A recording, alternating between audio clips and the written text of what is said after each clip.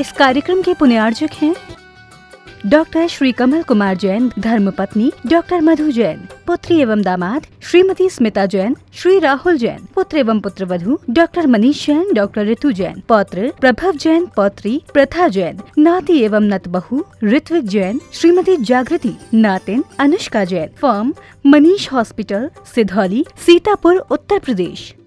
श्री रमेश चंद्र जैन, रूपलता जैन, संस्थान model public school एवं Jain model public school, Palam, Delhi. पुत्र इंजीनियर पीयूष जैन, पुत्रवधू शिखा जैन, पुत्र डॉक्टर चंद्रेश जैन, पुत्री इंजीनियर अंजू जैन, दामाद इंजीनियर अभिषेक जैन, पुत्री इंजीनियर संजू जैन, दामाद इंजीनियर संजीव जैन, पुत्री डॉक्टर हेमा जैन, दामाद डॉक्टर संजीव जैन, पुत्री इंजीनियर रचना जैन, दामाद इंजीनियर अखिल अग्रवाल, पुत्री इंजीनियर सपना जैन, इंजीनियर दामाद प्रांशुल जैन। श्रीमती मैना देवी सेठी, श्री अनिल जी, श्रीमती मीना, श्री सुभाष जी, श्रीमती सुमन, श्री सुशील जी, श्रीमती संध्या, श्रीमती राजुल जी, श्री विनोद जी, दीपक जी, ऋषभ जी, हर्षवर्धन जी, अभिनंदन जी, चहल, देव, युवान, अनिका, अरिहंत, शौर्य, रियान एवं सनाया सेठी, समस्त परिवार, दिल्ली, कोलकाता, बेंगलोर। श्रीमान रूपचंद जी, कमला देवी जैन, श्रीमान दिनेश जी, श्रीमती रेखा जी जैन, श्री दिवेश जैन एवं दिशा जैन, सपरिवार, निवासी व्यावर, प्रवासी मलाड, पश्चिमी मुंबई।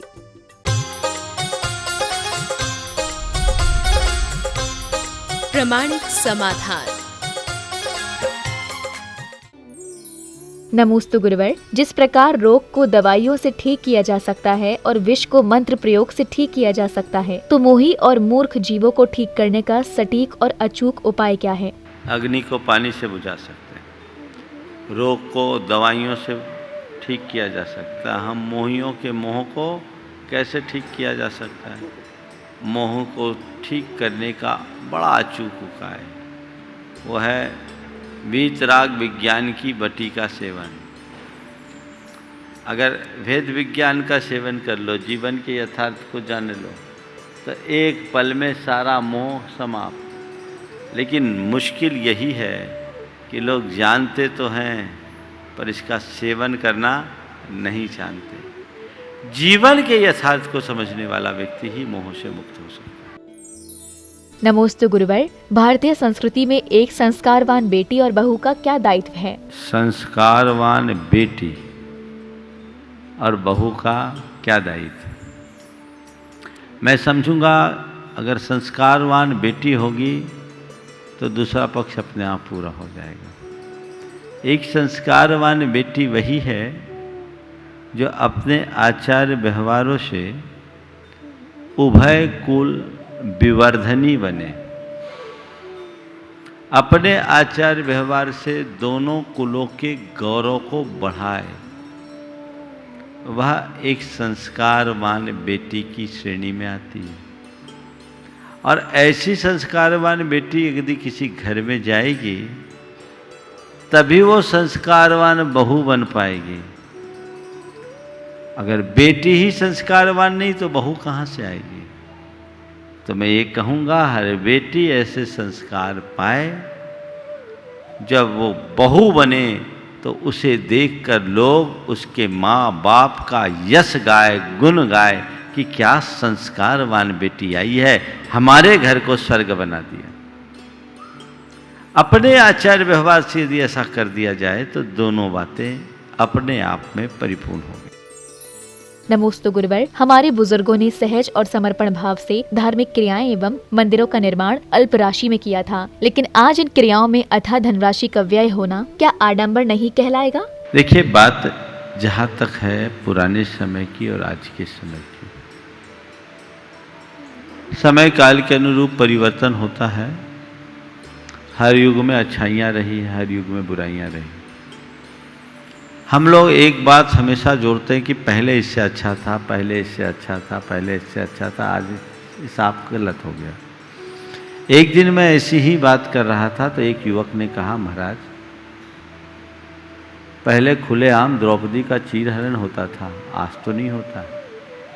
राज दरबार में पहले एक राजा रावण साधु बनकर के किसी को हर लेता था, आज तो नहीं होता। हम ये क्यों कहते हैं कि पहले की सब बातें अच्छी थी और आज की सब बातें खराब?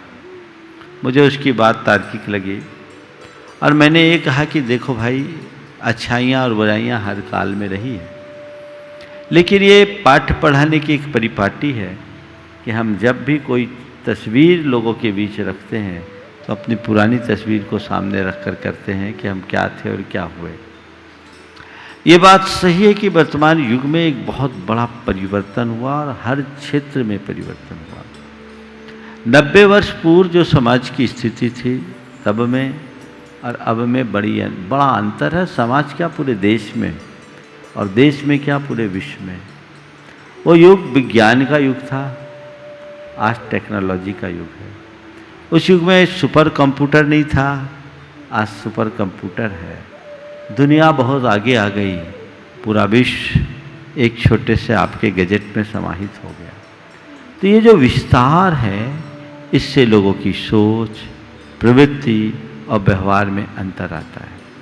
पुराने समय में ऐसे संसाधन नहीं थे, इसलिए लोगों के जीवन में सादगी थी। आज के युग में संसाधनों की इतनी अधिक बहुलता हो गई है कि सादगी कम हुई। ये बात सही है कि पुराने समय में साधु संतों का इतना सद्भाव नहीं था, आज वे सहज सुलभ हैं। फिर ऐसा क्यों? तो पुराने ज़माने में इतने सारे टीवी और इंटरनेट का माया जाल नहीं था, आज वो भी तो हो गया। मैं मानता हूँ कि यत् किंचित जो धर्म की आस्था आज सुरक्षित है, वो इन साधु संतों के और धर्म प्रभावना के परिणाम स्वरूप। यदि ऐसा नहीं होता तो आज ये स्थिति समाज की पता नहीं कहाँ होती। इसलिए धर्म प्रभावना को हमें थोड़ा व्यापक स्तर से समझने की आवश्यकता और अपेक्षा है। रही बात निर्माण की, हर युग में निर्माण हुआ, पुराने युग में भी निर्माण हुआ, लोगों ने बहुत व्यय किया, लेकिन निर्माण के व्यय को मैं कभी गलत नहीं मानता। आज भी जो निर्माण हुआ और अतीत में भी जो निर्माण हुआ, वो व्यय कभी निरर्थक नहीं है। ये निर्माण समाज के कल्याण का निमित्त बना। हमने अनेक पुराणों में ऐसे प्रसंग पढ़े हैं जहां राजा महाराजाओं ने लोगों को रोजगार देने के लिए मंदिर बनवाया। आज सरकार मनरेगा चला रही है। अरे कुछ नहीं है, लोगों के पास काम नहीं है तो चलो मंदिर बनाओ। आज इतने बड़े बड़े निर्माण हो रहे, वो राष्ट्रकर्म है। उसे कभी नकारात्मक नजरिए से नहीं देखना चाहिए। आज कोई मंदिर बनता है तो उस मंदिर को बनाने में जितने श्रमिक लगते हैं, कारीगर लगते हैं और लोग लगते हैं, कितने लोगों को रोजगार मिलता है उससे। अगर देखा जाए तो मैं तो अर्थशास्त्री दृष्टि से कहूँगा वो देश की आर्थिक उन्नति का एक आधार है। इंफ्रास्ट्रक्चर को मजबूत बनाने के लिए उसमें उनका एक निवेश है। आजकल एक फैशन सा चल पड़ा है। सुधीर जी बुरा नहीं मानिएगा, हो सकता आप भी उसमें शामिल हो, या शायद ऐसे फैशनबाजों के लिए आपने अपना प्रश्न किया होगा, क्योंकि मैंने आपको बीच में इंटरप्ट कर दिया। लेकिन एक फैशन सा बन गया, अरे मंदिर में पैसा खर्च हो रहा, पैसा खर्च हो रहा, सारा पैसा मंदिर में लग रहा, पत्थरों में लग रहा है। अरे कोई गड्ढा में पैसा डाल रहे हैं क्या? पैसा अंततः तो जा रहा है समाज के सर्वहारा वर्ग के लिए। और एक मंदिर बनता है हजारों साल तक के लिए, हमारी संस्कृति के इतिहास का दस्तावेज बनता है। हमारी सांस्कृतिक परंपरा का बोध हमें इन्हीं मंदिरों से होता है। आज जो हमारा इतिहास और दिगंबरत्व का गौरव है, वो इन्हीं मंदिरों, इन्हीं मूर्तियों के कारण है। हो सकता उस युग में भी आलोचना हुई होगी, इतना रुपया मंदिर में क्यों? लेकिन हमारे श्रीमंतों ने, हमारे आचार्यों ने, हमारे मुनियों ने उनकी आलोचना को नज़रअंदाज करके जिन शासन की उन्नति को ध्यान में रखा होगा, वो विरासत आज हमारे पास है। और यही आज के हमारे आचार्य कर रहे हैं। जिसको जो बोलना है सो बोलने दो, हमें समाज में जो अच्छा करना है कर दो, कुछ ऐसा बीजारोपण कर दो जो आने वाले कई शताब्दियों के बाद जिन शासन के गौरव का अमर दस्तावेज बन सके। ये प्रयास है, वो उस दृष्टि से किया जाता है। इसलिए मैं इसे कसे गलत नहीं मानता, इससे एक आवश्यकता मानता हूँ। हर युग में होना चाहिए, इससे हमारी धार्मिक भावनाएं बढ़ती है, पीढ़ियां सुरक्षित होती है। चामुंड राय ने गोमटेश बाहुबली को 1000 वर्ष पूर्व बनाया, खजाना खोल दिया। पता नहीं चामुंड राय ने और क्या क्या बनाया होगा, उसका कोई पता नहीं है, उसकी हवेली का भी पता नहीं, उसके वंशजों का भी पता नहीं, पर बाहुबली अभी भी खड़े हैं और हजारों वर्षों तक खड़े रहेंगे। यह सबसे बड़ी उपलब्धि है। जो द्रव्य परमार्थ के कार्य में लगता है वो अमर बन जाता है। हम लौकिक कार्यों में भी जब खर्च करें, उसका मैं पूर्ण समर्थन करता हूं, समर्थन नहीं प्रेरणा भी देता हूं, लेकिन ये अल्पकालिक व्यवस्था है। हमें दीर्घकालिक सोच लेकर चलना चाहिए। अब रहा सवाल आपके चातुर्मास को लेकर। चातुर्मासों में कलश रखे जाते हैं। अरे तो कलश जो रख रहा है वो दान दे रहा है, कोई पानी में पैसा थोड़ी बहा रहा है। दानी का तो सम्मान होना चाहिए। और प्राय चातुर्मासों में कलश आदि के निमित्त से जो दान आता है, उसके बाद बची हुई राशि समाज के कल्याण में ही लगती है। देंगे नहीं तो कहां जाएंगे। पिछले वर्ष 52 गजा में 5 करोड़ रुपया बचा है, और सब जगह बचते हैं। आज वो क्षेत्र का विकास हो गया, क्षेत्र के काम में आ गया। अगर ये कलश नहीं रखे जाते तो कहां से होता। ये तो एक सद्भावना, ये इस बात का प्रमाण है कि लोगों की श्रद्धा भक्ति बढ़ी है और ऐसे कार्यों में होड़ लगती है। एक जमाना था कि एक कलश रखने वाला नहीं मिलता था, अब तो लाइन लगती है। और इस बार भी इस कोविड के संकट के काल में भी पूरे देश में अच्छे से कलश रखे। हाँ, लोगों को एक खर्च दिखता है, इस पर भी थोड़ा देखो। अरे साधु संत आए, धर्म प्रभावना के निमित्त छोटा मोटा पंडाल बन जाए, उनके लिए माइक का सिस्टम लग जाए, ये खर्च कौन सा खर्चा है। अगर इन सब को तुम खर्च के रूप में देखोगे तो फिर धर्म की प्रभावना करोगे कैसे। फिर तो तुम यहां घर से यहां आए हो तो पेट्रोल खर्चा करके आए हो, वो भी खर्चा काय करो, घर में ही रहो, आने की जरूरत क्या है। समाज की जो मूलभूत आवश्यकता है उसकी पूर्ति तो होगी। कितने का जीवन बदलता है वो क्या है, उस खर्च के आगे नगण्य है। अभी खर्च की बात करो आप, ये चैनल चलते इसमें भी खर्चा लगता है। हर महीना दातार लोग अपना पैसा लगाते हैं, तब आपके घर तक चलता है। अरे ये खर्च काय कर रहे हो, अब बोलो। ऐसे लोगों को क्या बोलूं। और ये कौन बोलता मालूम, जिसने 2 पैसा देने का पुण्य नहीं पाया। जो पुण्यहीन लोग हैं, किसी को देते नहीं, केवल मुंह चलाते हैं। जो देने वाला होता है वो तो गदगद भाव से देके स्वयं को कृतार्थ महसूस करता है, अवसर ढूंढता है कि कब ये मौका है और दूं। अगर वो पैसा न दे तो ये बात आप लोगों तक कैसे पहुंचेगी। कितने लोगों का जीवन बदलता है। थोड़ा सकारात्मक होना चाहिए। ये धंधा बंद करना चाहिए लोगों को। कुछ वो व्हाट्सएप चलाए, आपको ये देखना चाहिए। मैं पिछले ही साल की बात कर रहा हूं, मैं मान रहा हूं आपने मेरे लिए नहीं बोला है, और आपने जिनके लिए बोला मैं उन्हीं को जवाब दे रहा हूं, आप माध्यम हो। लेकिन पिछले साल इसी चातुर्मास में बाढ़ पीड़ितों के लिए लगभग 2.5 करोड़ 3 करोड़ 2.5 से 3 करोड़ रुपया गया इस मंच से। किसी और ने दिया क्या। दयोदय महासंघ के लिए, गौशाला के लिए लगभग 3 करोड़ रुपया गया। 20,000 गोवंश को बांग्लादेश जाने से बचाया जा सका इसी मंच से। भाइयों, टिप्पणियां करना बड़ा सरल है, यथार्थ को समझो। हम तो ऐसे लोगों की बातों को सुनते ही नहीं, और आप लोगों से भी कहते हैं ऐसे लोगों की वकालत करना बंद करो, सुनना भी बंद करो। समय बर्बाद करना है, उनको कुछ करना धरना नहीं है, केवल मुंह चलाना है। और आज भी बता रहा हूं, अभी पूरे देश में इस कोविड के संकट काल में सबसे ज्यादा अगर समाज को सहयोग देने के लिए आगे आए हैं तो साधु संतों से प्रेरित लोग ही आगे आए हैं।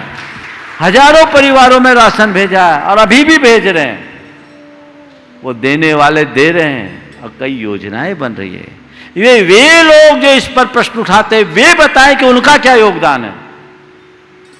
वे सब नकारात्मक सोच से ग्रसित लोग हैं और समाज में नकारात्मक वातावरण बनाने का कुप्रयास करने वाले लोग हैं। ऐसे लोगों के मनोबल को तोड़ना चाहिए। ये लोग गंदगी फैलाने वाले लोग हैं। ऐसे लोगों को हमको कभी साथ नहीं देना। अच्छी बात करो, अच्छा वातावरण बनाओ। तुम्हें और चीजों का खर्चा नहीं दिखता।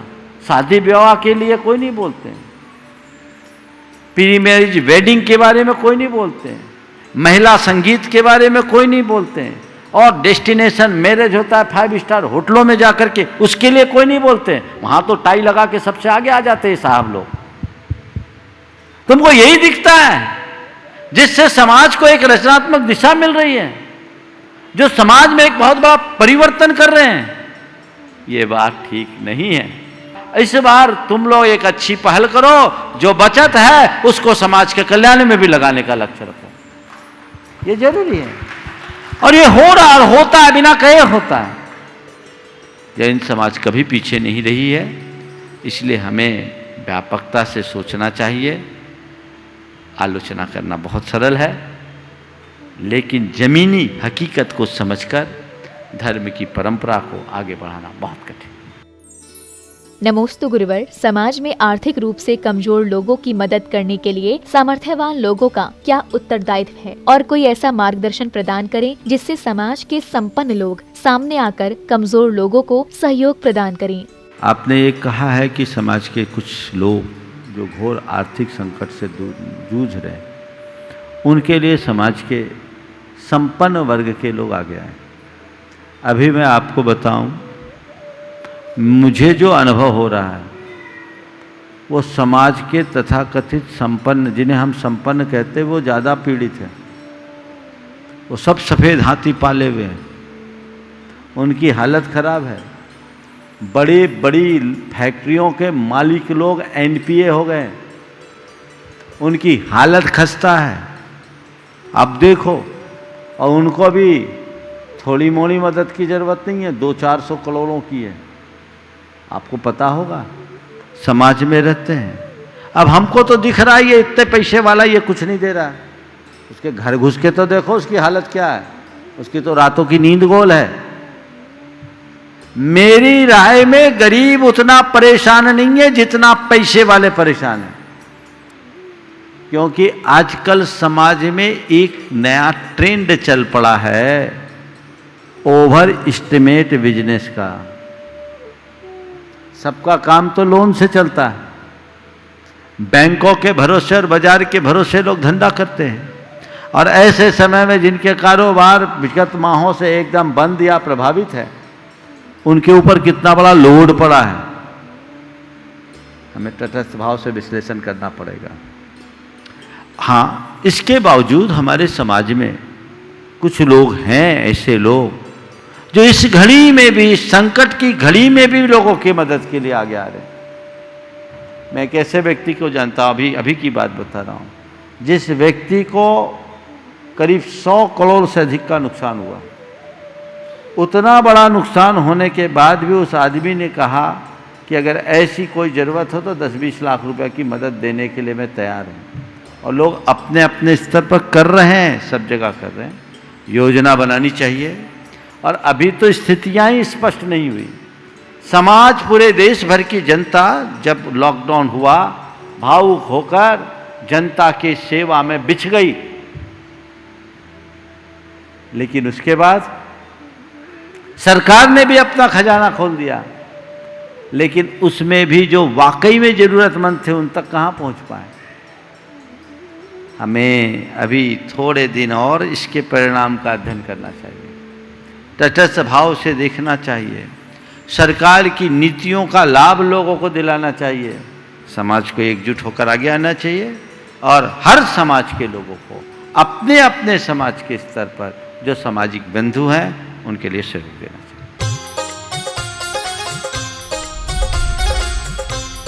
प्रामाणिक समाधान।